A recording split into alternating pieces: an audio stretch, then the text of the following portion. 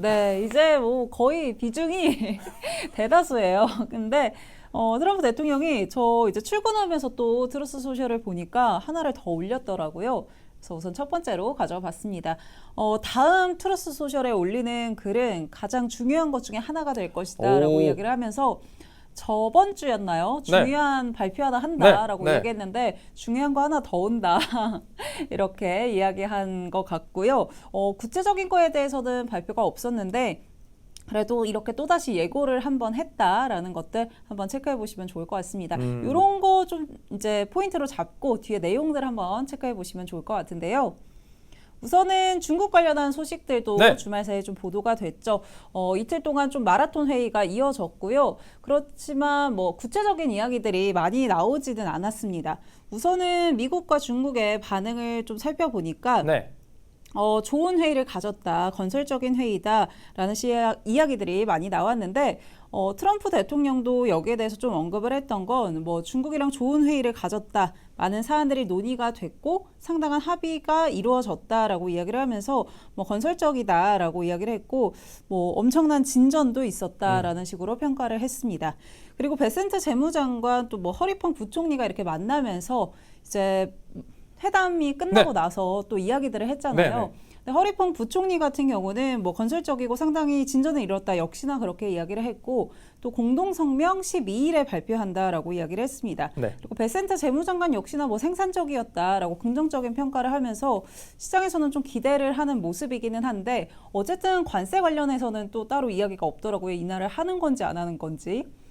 그래서 아무래도 이제 현지 시간 12일에 발표를 한다고 하니까 시장이 아무래도 많이 주목을 할 것 같고 네. 그거에 따라서 시장 움직임도 크게 달라지지 네. 않을까라는 생각이 듭니다. 그러니까 너무 기대가 크면 실망이 크잖아요. 일단 네. 앞서 제가 언급한 것처럼 베센트 재무장관이 조금 무게감이 있는 분이잖아요. 그렇죠. 그리고 이제 막 트럼프처럼 막 이렇게 극단적인 표현을 하는 분이 아니기 때문에 건설적인 만남을 했다. 이 정도의 완곡한 표현은 상당한 뭔가 이야기거리가 있겠구나 네. 싶은데 문제는 이걸 트럼프가 너무 일찍 또 막 이야기하면서 시장에서 김이 빠질 수도 있지 않을까 하는 이미 생각을 이제 해봤습니다. 기대감이 많이 그렇죠. 들어와 있으니까. 근데 그 기대를 지금 잔뜩 키워놨는데 생각보다 별게 아니다. 네.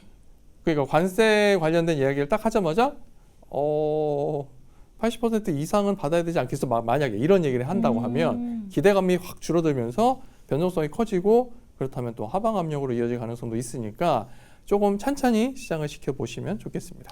네, 그리고 관세 이야기뿐만이 아니라 항만 수수료에 대해서도 좀 이야기를 네. 놔둔 것 같다라는 네, 식으로 네. 외신 보도들이 이어졌었고요. 또 이제 무역 협의 뭐 메커니즘을 좀 구축하기로 했다 이런 이야기들도 있기 때문에 그런 다른 이슈들도 한번 주목을 해보실 필요는 있을 것 같습니다. 그리고 이제 추가적인 협상도 계속 이어진다라고 하니까 사실 단순히 오늘 이제 일정이 끝나는 게 아니라 앞으로도 조금 이슈에 귀를 기울여 봐야 될 것 같습니다. 그런 소식들 하나 있었고요. 그래서 사실은 저는 중요한 거 하나 온다라고 했을 때 네. 그러면 중국 관련한 이야기인가 이런 생각도 잠시 들었습니다. 네. 그리고 요 주말에 회담을 앞두고 회담 진행 중에도 많이 나왔던 단어 중에 하나가 뭐였냐면 리부트예요. 맞아요. 요거 여기 있나요? 리부트는 없는데 네. 완전히 리셋해가지고 네, 네. 다시 뭐 협상을 했다 이렇게 이야기를 했더라고요. 우리가 흔히 대통령이. 헐리우드 영화에서 SF 영화나 블록버스터 할 때 리부트 많이 하잖아요.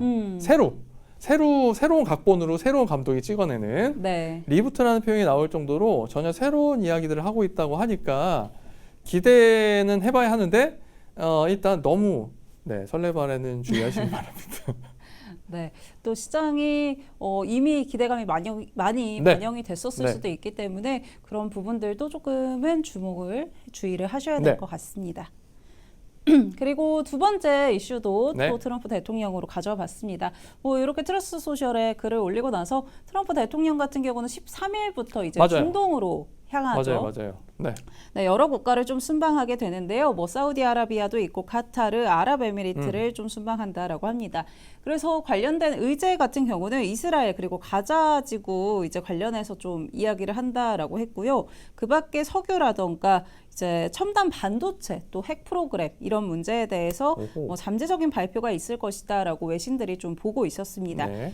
또 사실 이제 뭐 중동 하면은 최근에 이제 반도체에 대해서 그러니까요. 수출 규제를 네, 했었고 그렇기 때문에 이 부분을 좀 중동 국가에서는 많이 풀려고 할 것이다라고 보고 있는데요. 그렇다면 또 반도체 기업들한테는 긍정적인 소식이 될 그렇죠. 수 있잖아요. 네, 그렇기 때문에 이슈들도 다시 한번 주목을 해보셔야 될 것 같고요. 지난주 원래 지지난주 주말이 되겠죠. 네. 원래 오페크 플러스가 화상 회의를 하는데 이걸 땡겨서 했잖아요. 네. 그리고 나서 우리 증산한다 6월에도 이렇게 얘기했던 게 트럼프 대통령의 비위를 맞추기 위한 게 아니냐. 이런 게 있었어요. 그럼 거기에 복선으로 깔리는 건 AI 반도체에 대한 것도 좀 깔려 있지 않을까 그래, 싶고요. 너네가 이렇게 많이 생산할 거야? 그러면 나도 뭐 반도체 좀 줄 수 있지. 뭐 이런 식인 건가요? 그렇죠. 약간의 제가 매번 말씀드리지만 트럼프 대통령은 비즈니스맨 출신이잖아요. 네. 기브앤테이크는 확실한 사람이니까 그런 측면에서 좀 살펴보면 이번 주 반도체 업종에도 좀 훈풍이 불 수 있지 않을까. 이것도 한번 기대를 가져봐야겠습니다.